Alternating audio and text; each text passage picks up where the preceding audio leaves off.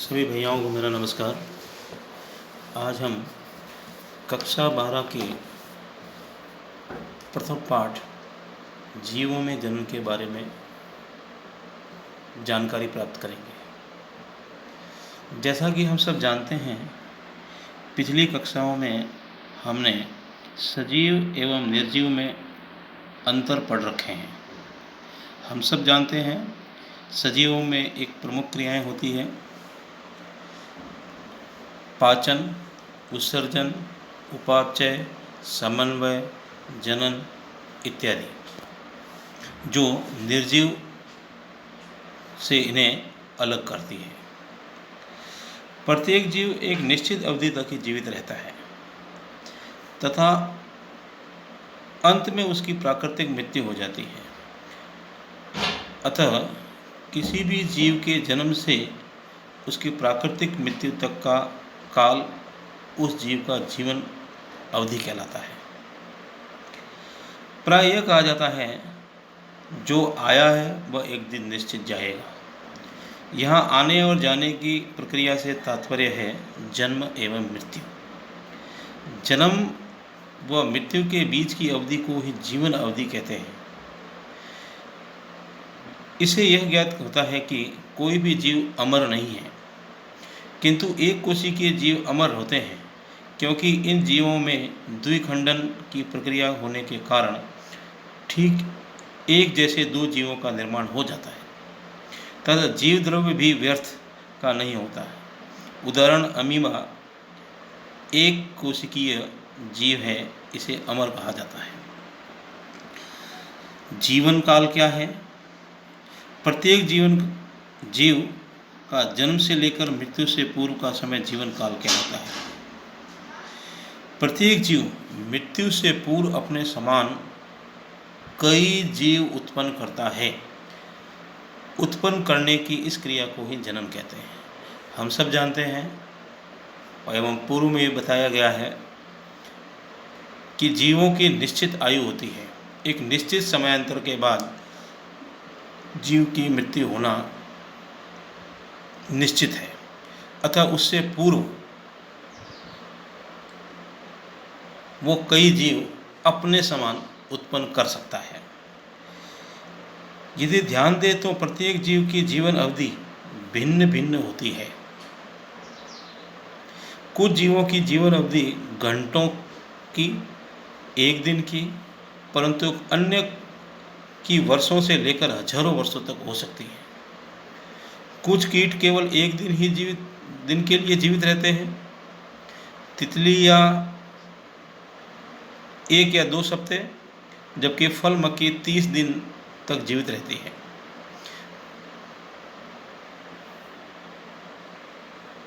जीवन काल कुत्ते का जीवन काल 10 से 12 वर्ष, घोड़े का 20 से 30 वर्ष, परंतु मगरमच्छ व हाथी 60 से 70 वर्ष तक जीवित रह सकते हैं।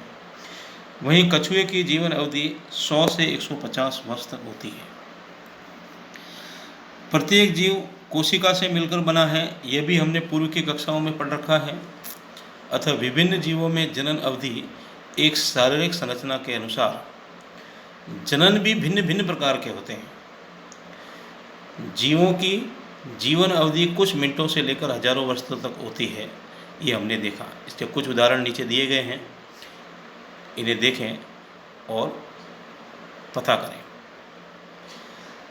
जीवन अवधि के प्रकार: कुछ जीव जो क्षणिक समय के लिए जीवित रहते हैं एवं कुछ जीव सप्ताह भर से लेकर कुछ वर्षों से लेकर कई वर्षों तक जीवित रह सकते हैं।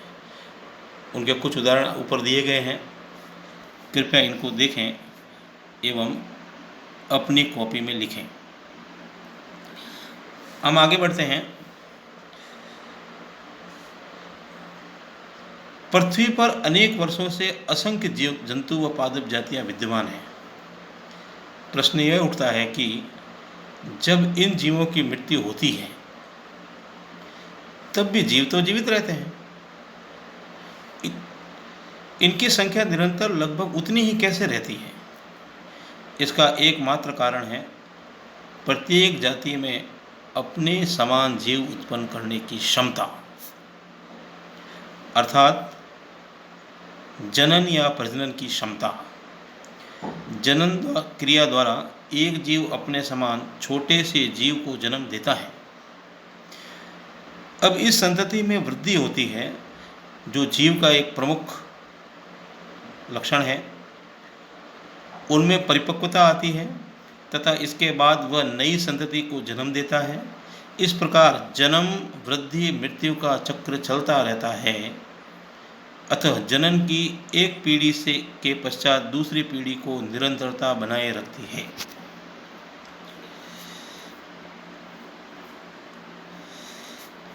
अब हम जानेंगे सजीवों में जनन होता कैसे है, किस प्रकार से वो जनन क्रिया कर सकते हैं, जनन कैसे किया जाता है एवं जनन के लिए कौन कौन सी आवश्यकताएं होती है। जीवों का अपने समान जीव उत्पन्न करने की क्रिया जनन कहलाती है। जनन क्रिया एक पीढ़ी से दूसरी पीढ़ी के पश्चात निरंतरता बनाए रखती है। जनन के प्रकार, भिन्न भिन्न जीवों में जनन की क्रियाएं भिन्न भिन्न प्रकार की होती है। हम सब जानते हैं पादपों में जनन की क्रियाएं भिन्न प्रकार की हैं, जंतुओं में भिन्न प्रकार की हैं, जबकि विभिन्न जंतुओं में विभिन्न प्रकार की क्रियाएं होती हैं। कुछ जीव एक ही बच्चे को उत्पन्न करते हैं, कुछ जीव एक जन्म में कई बच्चे उत्पन्न करते हैं, एवं बैक्टीरिया जैसे लाखों एवं कुछ पादप हजारों बीज उत्पन्न करते हैं। जनन की इन प्रक्रियाओं का संबंध उनके आवास, उनकी आंतरिक संरचना, शारीरिक क्रिया, आनुवंशिकता तथा अन्य कारकों पर निर्भर करती है।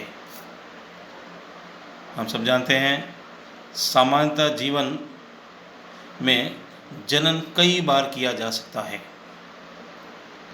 अतः मृत्यु से पहले जीव कई बार जनन क्रियाओं द्वारा अपने समान कई जीवों को उत्पन्न।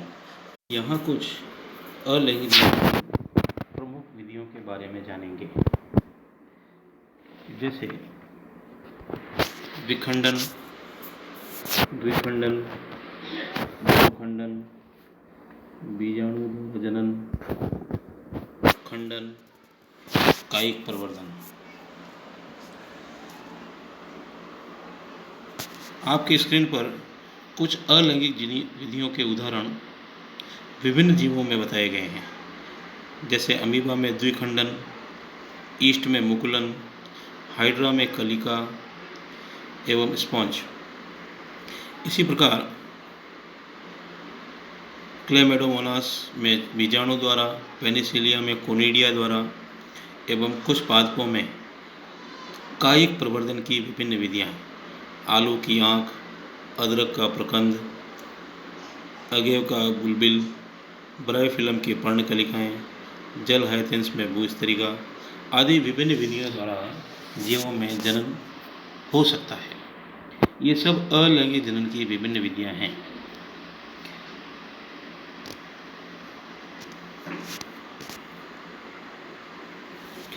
सबसे पहले विखंडन।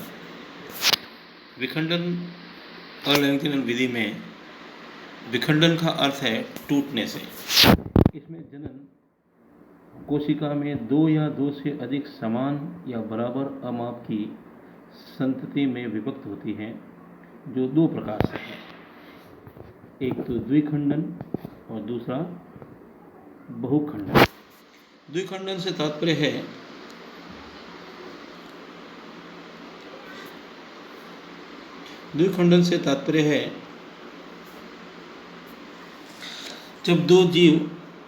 जब एक जीव से दो समान नई संततियों का निर्माण होता है। जैसे आप अमीबा में देख पा रहे हैं, इसमें दो बनने वाली नई संततियाँ, दोनों ही संततियाँ पूर्ण रूप से एक समान होती हैं। ऐसे खंडन को द्विखंडन कहते हैं। इनके उदाहरण अमीबा, पेनिसिलियम। इसी प्रकार से बहुखंडन, इस प्रकार का जनन प्रतिकूल परिस्थितियों में तथा इनमें शरीर का कई भागों में बंटने के कारण विभिन्न संततियां उत्पन्न होती है। इसका एक मुख्य उदाहरण है प्लाज्मोडियम।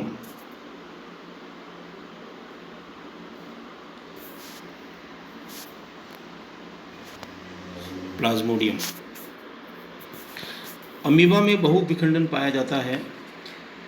प्रतिकूल परिस्थितियों में अमीबा अपने पादप संकुचित करके अपने चारों ओर एक त्रिस्तरीय कठोर सुरक्षात्मक आवरण बनाता है, जिसे सिस्ट या पुटी कहते हैं। वह इस क्रिया को पुटीकृत अमीबा पुटी भवन कहते हैं। अनुकूल परिस्थितियों के आने पर पुटिका अमीबा बहुखंड फट जाती है एवं अमीबा बहुखंडन विभाजित होकर विभिन्न सूक्ष्म संततियों का निर्माण करता है।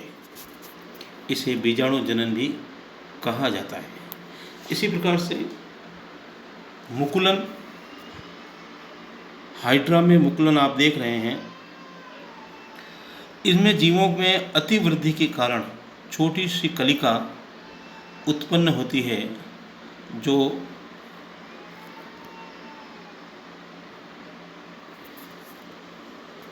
बाद में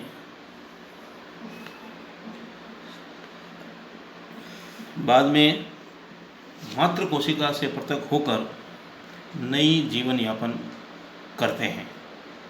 इस प्रकार का जनन ईस्ट, हाइड्रा एवं विभिन्न स्पंजी जीवों में पाया जाता है।